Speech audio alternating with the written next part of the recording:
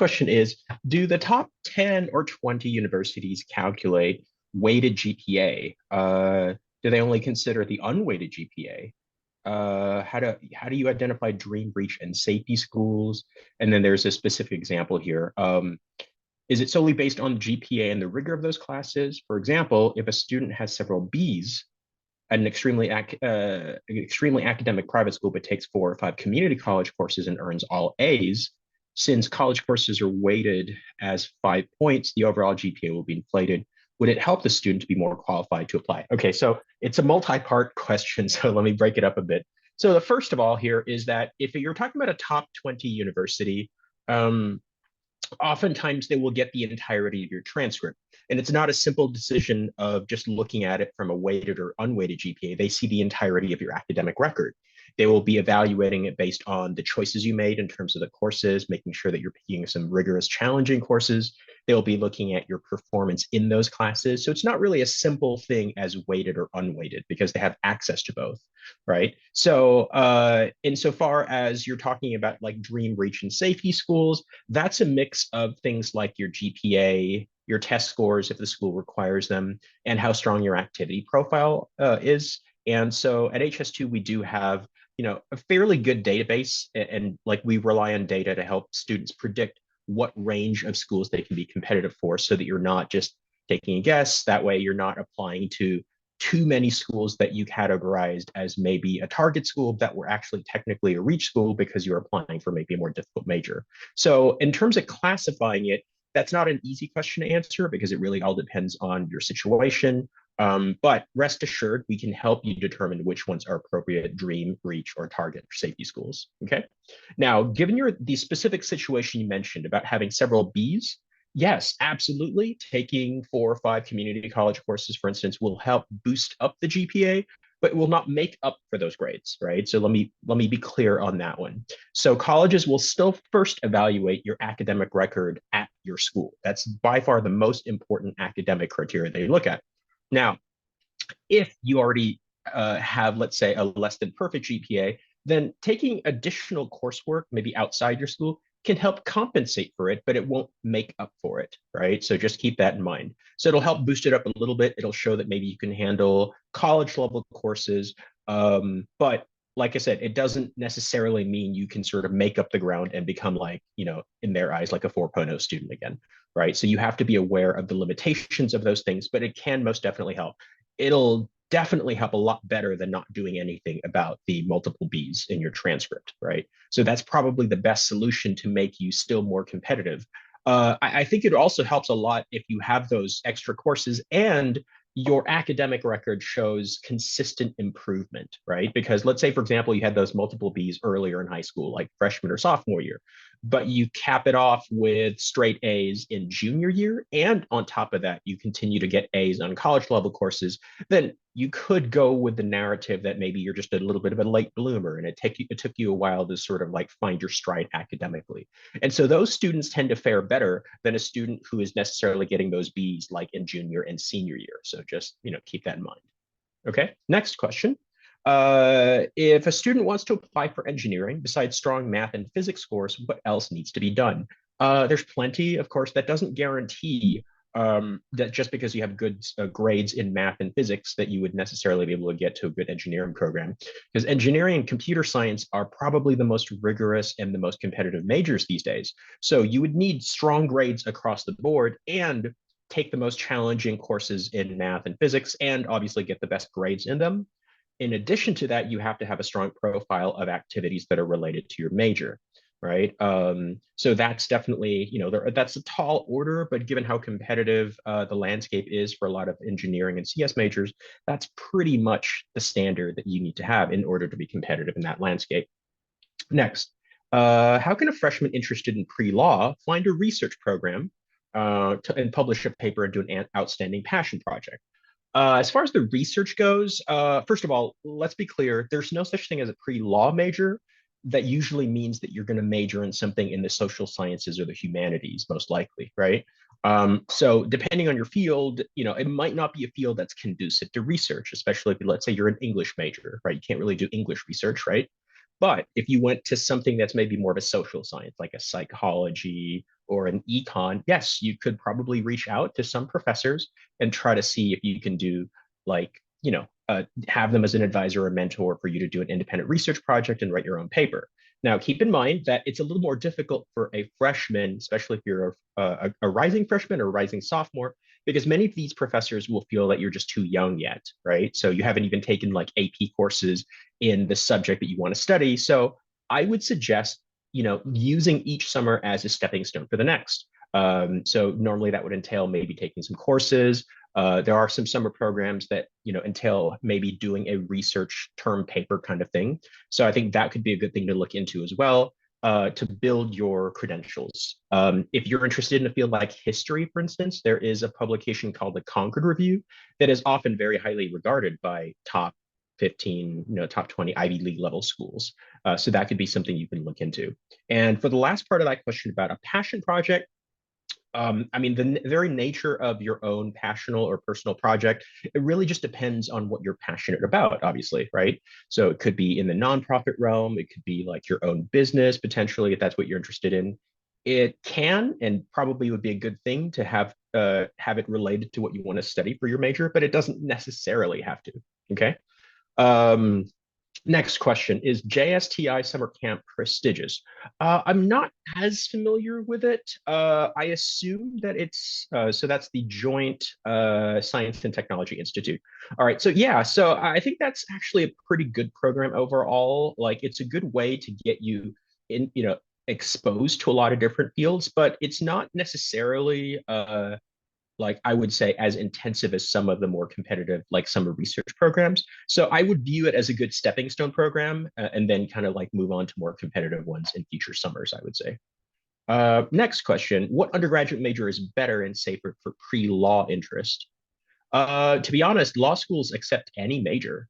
So my recommendation, if you do want to go into law school, is to major in a field that teaches you to think very critically and logically, and also teaches you to write very well and persuasively.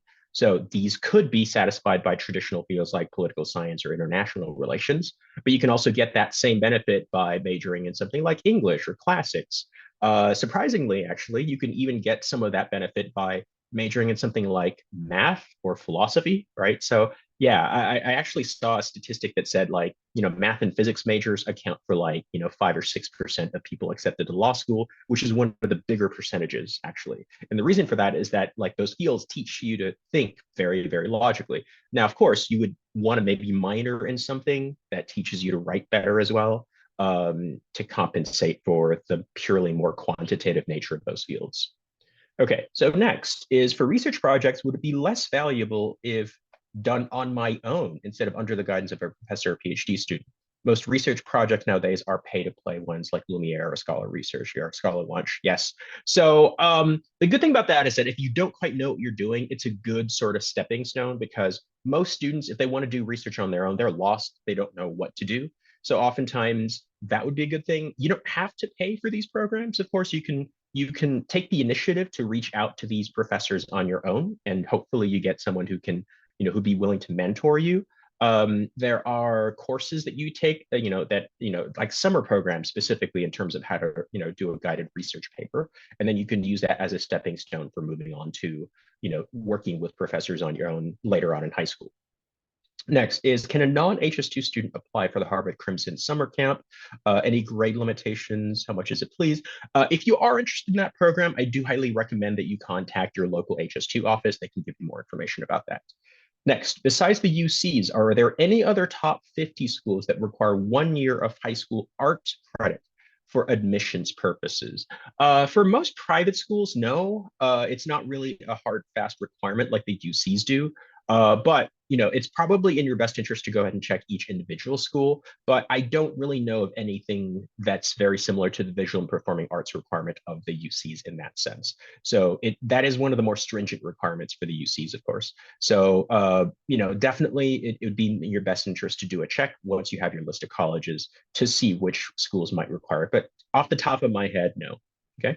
Next, hi, if a student drops AP chemistry for AP environmental science in senior year and then takes regular chem over the summer, Would it hurt any college admissions chance? Well, it depends on what you're after, right? So if you're thinking of maybe going into a natural science, it probably looked less competitive to take environmental science over AP chemistry because obviously AP chemistry would be viewed in most high schools as one of the more challenging science courses. So if you're thinking of pre-med, if you're thinking of maybe going into chemical engineering or some other field like that, then of course AP chemistry would look stronger. So would it hurt your chances tremendously? Probably not a lot, but they, like I said, they evaluate the choices that you make when they look at your transcript. So of course, that could be a little bit of a question mark, probably not enough to, just doom your chances to the school, but it would certainly be a factor that they might consider.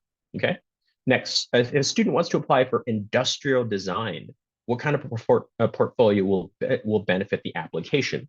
Well, it's a little harder for industrial design, huh? Because so there are summer programs for design where you can actually work on different portfolio pieces.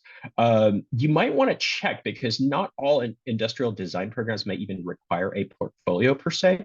So you might want to check the requirements of the specific program in the specific schools, just because it's not as commonly done. I mean, I suppose anything that involves like any building projects like you would for architecture, any design or artwork that you could do could be relevant potentially. I think it's best to actually contact the programs that you're interested in, and they'll give you the specific requirements for for their design portfolio if they do require one.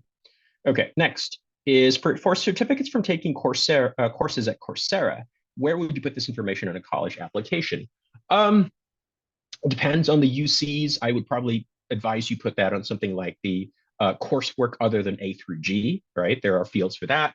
On the common application, you could put them in the additional information section and just list it out. I wouldn't advise putting a Coursera course necessarily on the core activity section where you have 10 activities, right? So just put in additional information and link the different Coursera courses there, okay?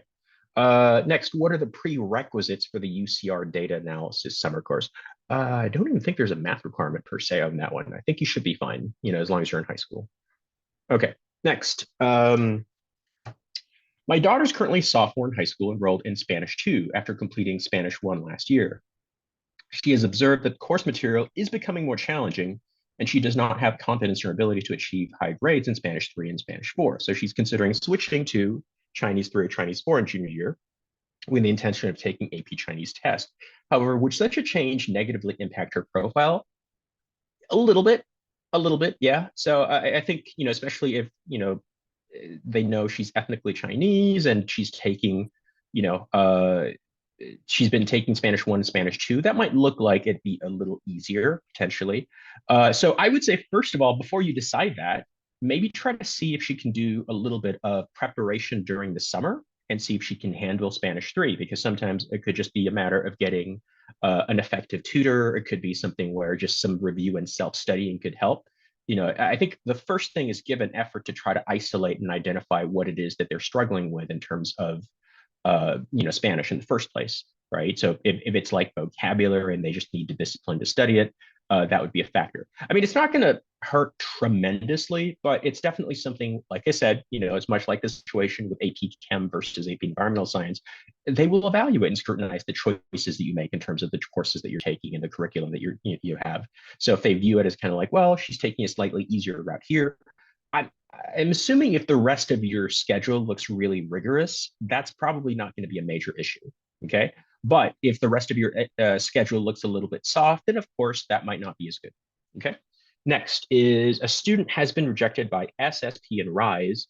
What hopes are there for RNPS and SIPS or SIP, I guess? In addition, the student is currently in 11th grade and has Division 3 swimming. How does he plan to apply for good colleges through Division 3 in swimming? What are the specific steps to take, and what are the hopes? How to prepare? Okay, I can't really evaluate their chances for these summer programs just because I don't know what their profile is. So I really can't say, what potentially the hopes are in terms of getting into those programs.